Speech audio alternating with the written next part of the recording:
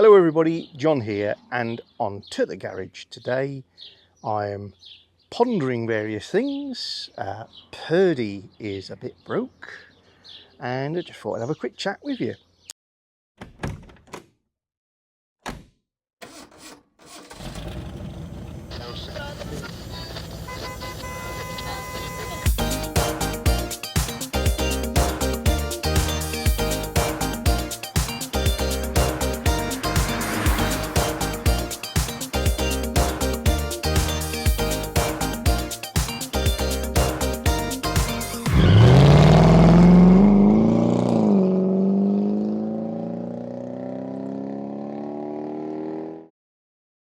So, I'm not in my normal dirties because I'm not working in the garage because it's too hot. And for those of you who live in Arizona, I know it's nothing, but it's enough for me. I think it's 32 degrees.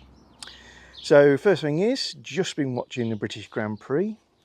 Fantastic, loved every moment of it, all that excitement, conflicted about that.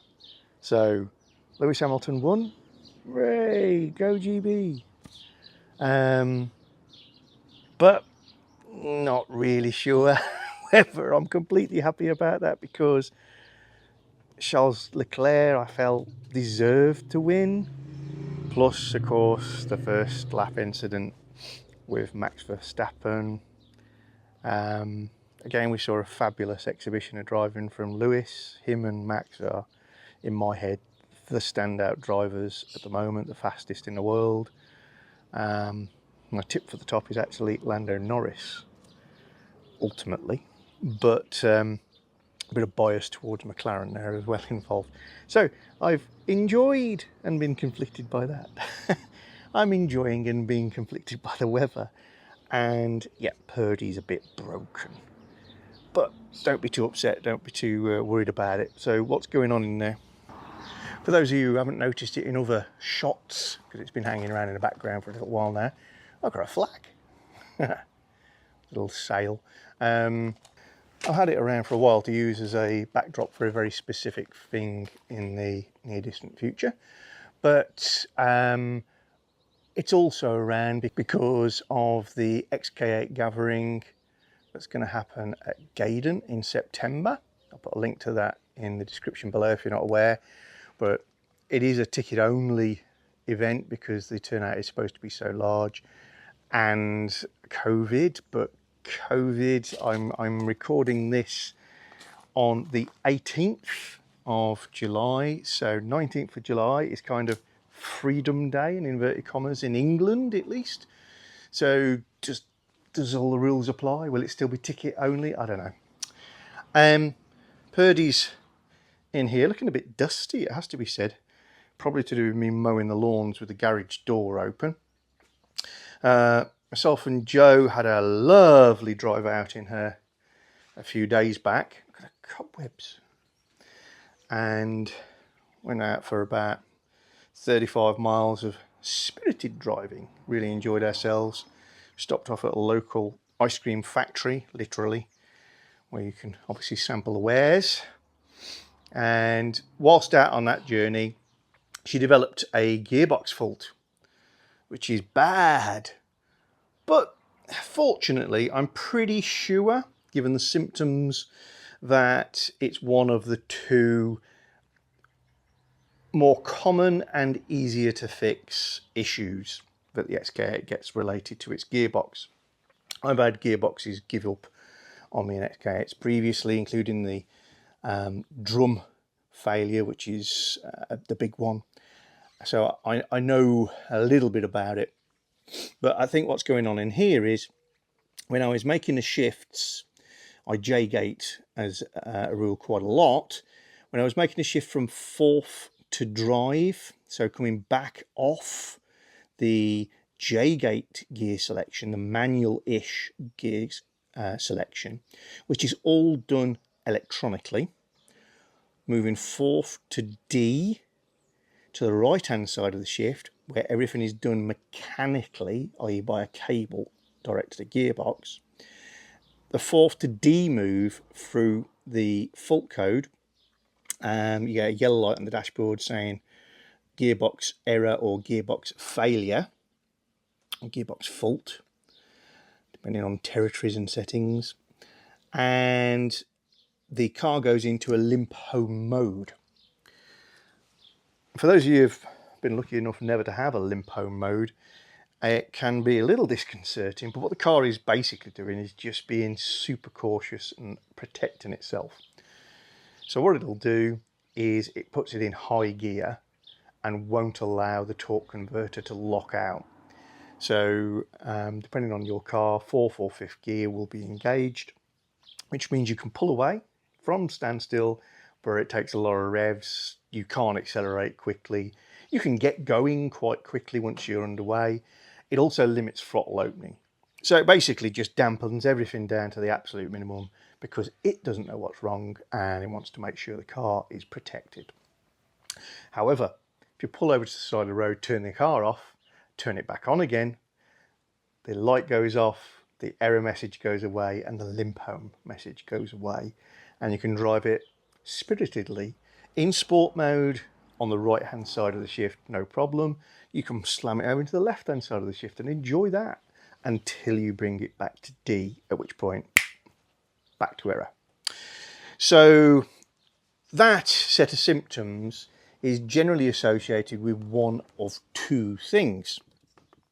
One, most likely, and the one I would put a small bet on with my car, is the cable has stretched just slightly, and that means that it's no longer synchronized, so that the mechanical changes on the right hand side line up perfectly with the electronic changes on the left hand side. So an adjustment in that cable, all will be good. Also lines up with yesterday being the second hottest day of the year in England so far. So yeah, cable stretch does make a lot of sense. The second possible cause, and maybe both at the same time, is that the micro switches on the left hand side of the J-gate are dicky, broken, fouled up. And I say micro switches, they're not standard micro switches, but yeah, essentially doing the same thing. As the lever goes past, they're triggered. There's also a micro switch on the base of the disc that rotates as you're moving the gear stick around. Any of those that aren't working properly could throw that same fault.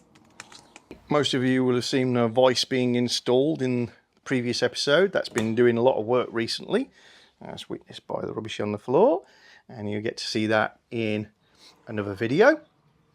I've also got my OBD2 out, not for Purdey, but because I had a fault on Ruby, the Fiat Ducato based Rapido A-Class motorhome, which the Fiat haters amongst you will have all predicted.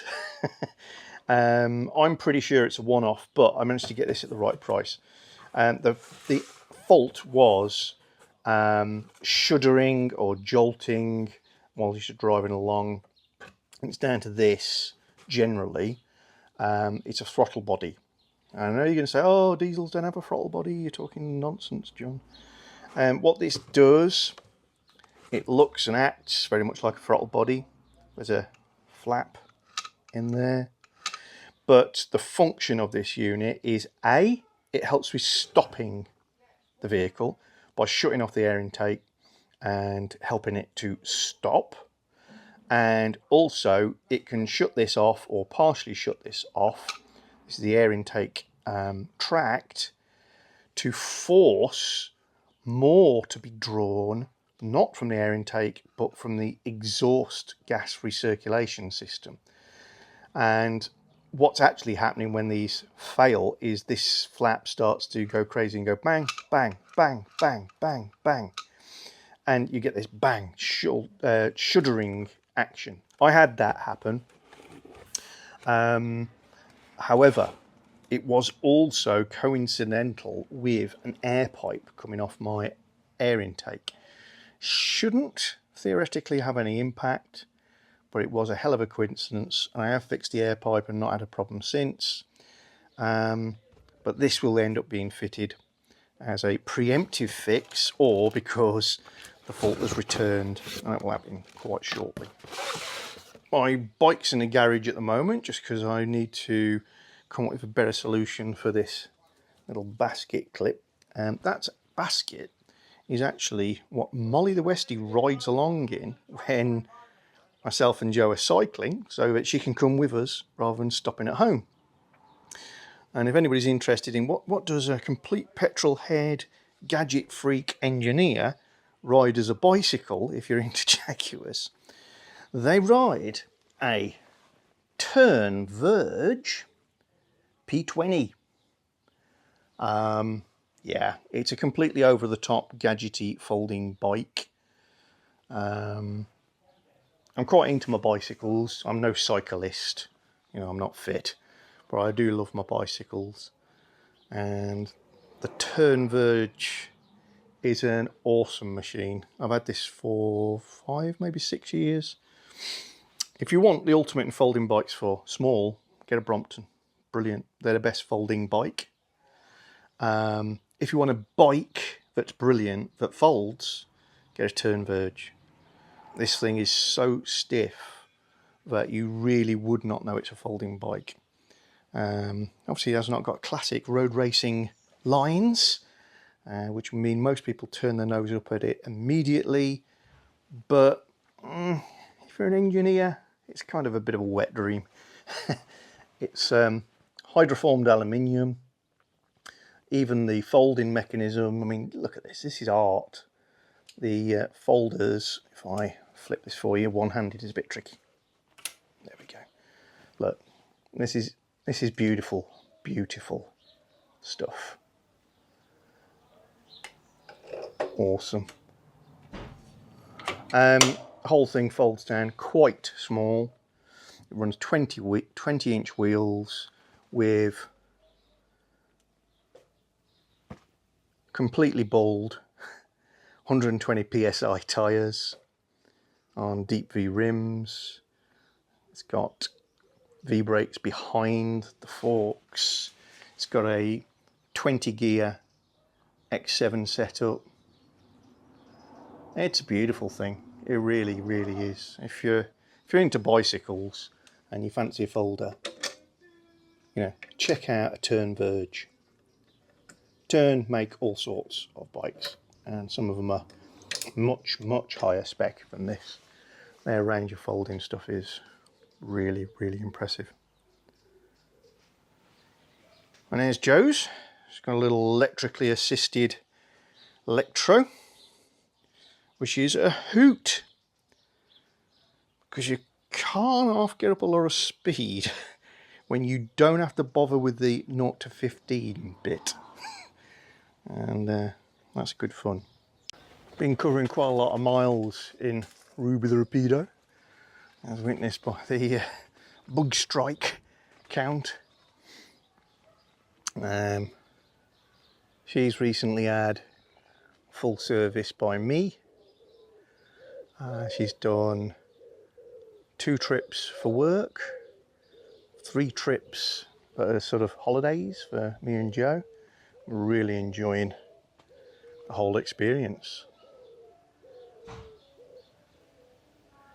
It's a little bit different to the camping experience with the VW T4s, which, as you know, if you're regular viewers, I'm a real fan of. VW camper vans, won't be knocking them, not ever. But this really doesn't feel like camping. And it really isn't. It's basically turning up with an apartment. But loving it. Been sitting on my bench staring at this view of Purdey quite a lot, and it's amongst my favourite views of the convertible. I think top down, when she's clean, from the back low down like this, they've got an entirely different look to the coupe, and they've got some bits that, something about it that just works for me. The length of the rear deck is brilliant, and it just looks more like a sports car and less like an executive express. I don't know. Plus the Pirelli P0s on the back, really emphasise the width of the wheels. I just like this view. Silly little thing on here. I've had a couple of comments from the very, very observant. Apologies for not remembering the names. But say, John, your XK8 badge seems in a slightly different location to mine. Is mine wrong? No, mine's wrong. Or different, I should say. I suspect it's just been repositioned after replacement by a previous owner. The other way of looking at it is it's an early car. It does have some quirky bits and pieces. Maybe it's just different. But no, I think it's just been repositioned.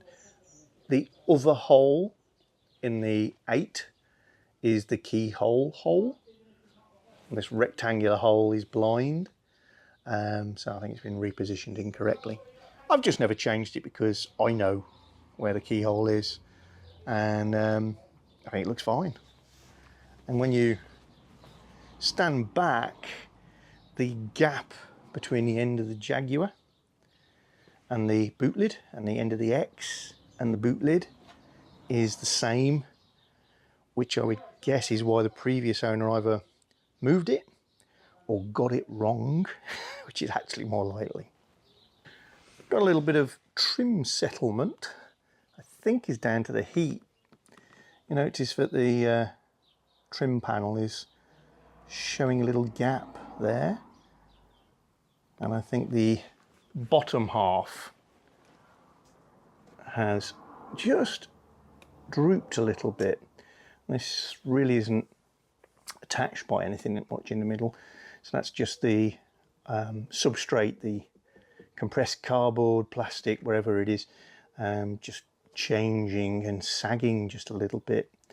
I'll easily be able to remedy it, no doubt, but again, small fry at the moment. And a couple of quick things I can share with you on my bench. This is a clip that holds back the seat belt to the B pillar when you're not in the car, and stops you basically getting your legs stuck through it if you're climbing in and out the back. And I managed to break it a few weeks back, and I only just got around to super gluing it. Basically this piece here got snapped off. I managed to fix it with a gel former super glue. Got a nice strong join there. But as is the way of super glue, it's slightly discoloured the black. See if we can get the lighting better for you on that. The gas that the super glue gives off tends to set on the objects and leave this sort of grey whitish powder, but it's irremovable. So I'll end up spray painting this satin black to cover up that. And I've also got this, and this is actually the reason the thing got broke. I didn't break this. This has been missing for a while. There should be a little barb or tang here, and that's been missing, so this keeps dropping out, and the reason it got broke is I trod on it.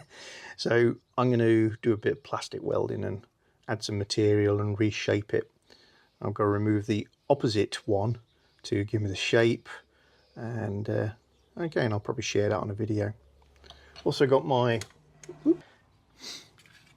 seat runner cover on the bench, just because I'd run out of foam backed double-sided tape.